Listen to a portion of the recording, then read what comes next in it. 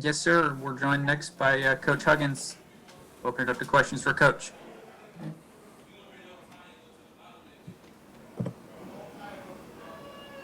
First up is Greg Hunter. Go ahead, Greg.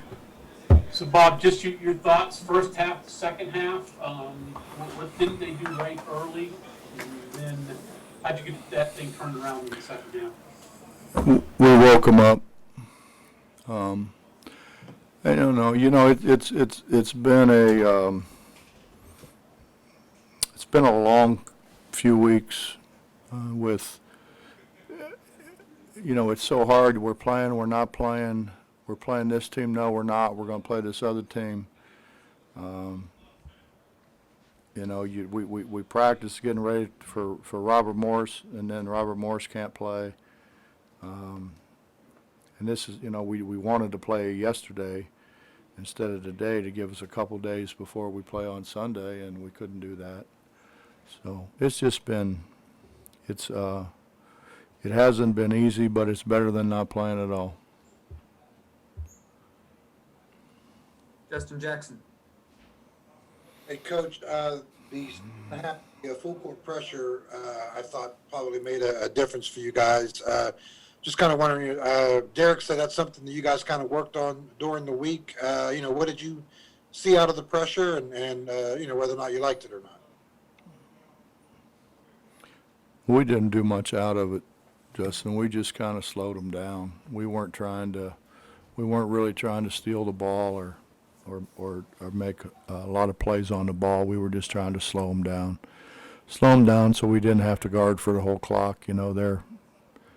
Their game plan was to come in and get as deep into the clock as they could and get a good shot. And they were successful in the first half. And this burnt some clock, so they didn't have as much time to do what they wanted to do. Go ahead, Ryan Pritt. Hey, Coach, you got some looks at some pretty unique personnel formations, I guess, today. I know Oscar and Derek weren't on the floor together again after the first few minutes. Was that because you were running the press, or was that for other reasons, I suppose? Well, that was because neither one of them played very well to start the game. I mean, when you have a 1-footer and you miss it by 2 feet, you're having a bad day. I don't care who you are, you're having a bad day. So, you got to come ready to play, and that's all we talked to them about was come ready to play. I mean, really what I wanted to do was get a lead so we could play our younger kids.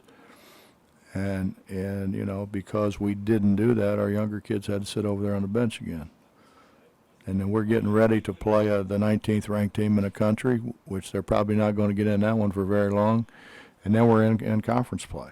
So, I thought it was an opportunity if we came out and really played well to get the younger guys in, and we didn't, and I know they were.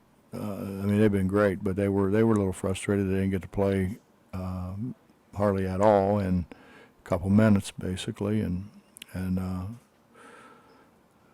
when we just didn't play hard, man, and I can deal with missed shots, I can deal with missed free throws. I can't deal with not playing hard. And we didn't play hard. That was not my team out there. Kevin Kinder. Going back to the pressure a little bit, Coach, you have a couple of guys there that seem very disruptive, even if they're not getting steals, they're getting deflections, and Gabe and Deuce. So do you try to funnel a little bit toward them at times? I know you said your goal was just getting into the shot clock, but, that's another way. Knock the ball loose maybe a little bit and at least disrupt some things. Are they your best on-ball pressure defenders? Well, a couple of those guys, we would have had to go over, shake them, wake them up to get them to maybe get to the ball because they were kind of standing there in a daze. Gabe is really good at flying around, and Deuce is aggressive, and that's kind of what it takes. And they're both athletic, so yeah, probably they are.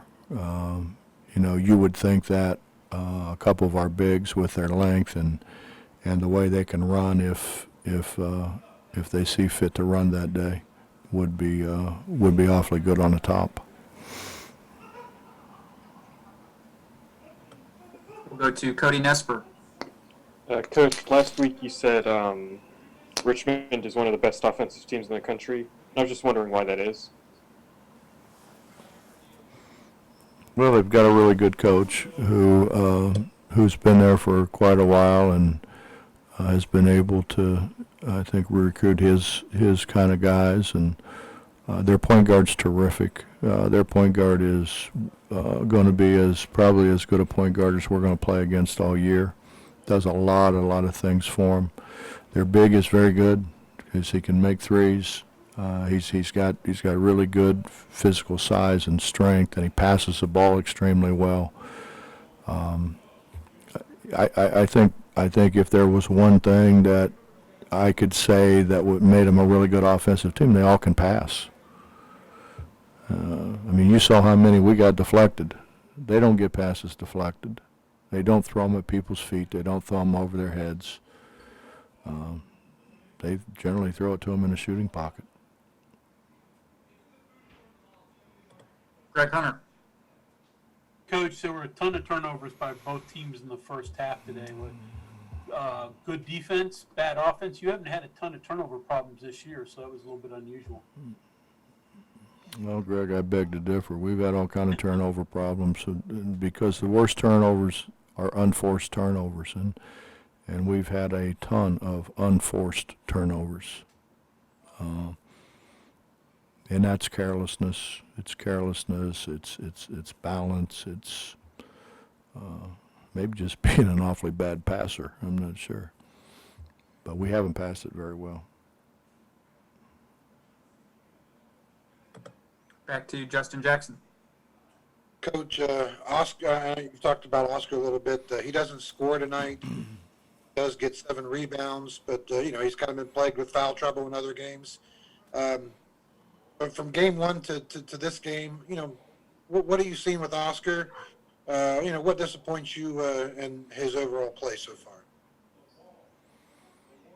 Well, he hasn't played well. Yeah. He hasn't ran.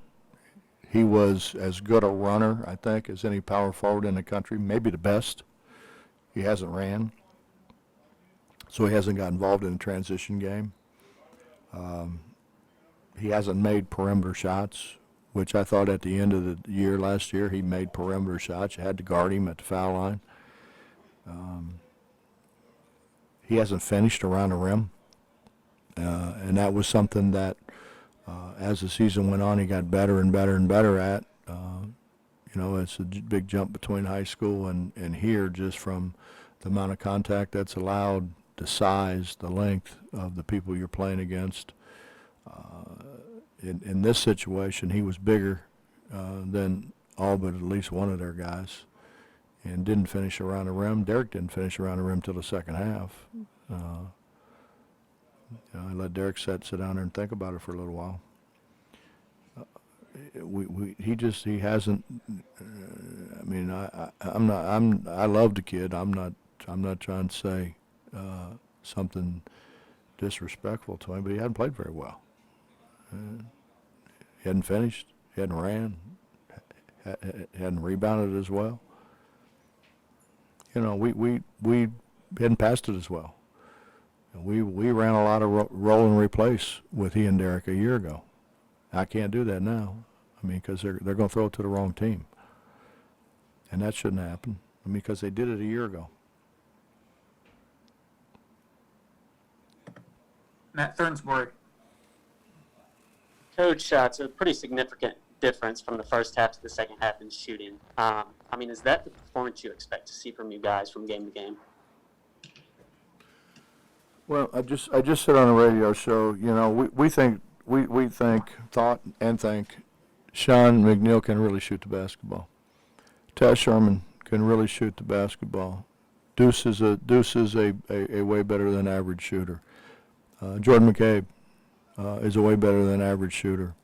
Emmett Matthews came back making shots, shooting the ball better than he had shot the ball in his first 2 years here. So you're looking at 5 guys right there who we thought could stretch the floor. who are very capable of making threes, making shots off the bounce, really being able to occupy the defense. And that hasn't happened to this point. Not with all of them on the floor. I mean, Sean's made shots when, but we didn't have other guys making shots. Deuce has made shots, we didn't have other guys making shots. Taz has made shots, haven't had other guys making shots. And we need people to be more consistent. We need them to, when you're open, it should have a great chance to make a shot. We haven't, so that's been a problem. But we make shots in shooting drills. They're in a practice facility on their own, working at their game. It's just the ball hadn't gone in for whatever reason. Any other questions for Coach? Skylar Callahan. Hey, Bob, do you feel like offensively, aside from the bad passes, but do you think that some of the offense has kind of been hindered due to just not being able to create their own shot?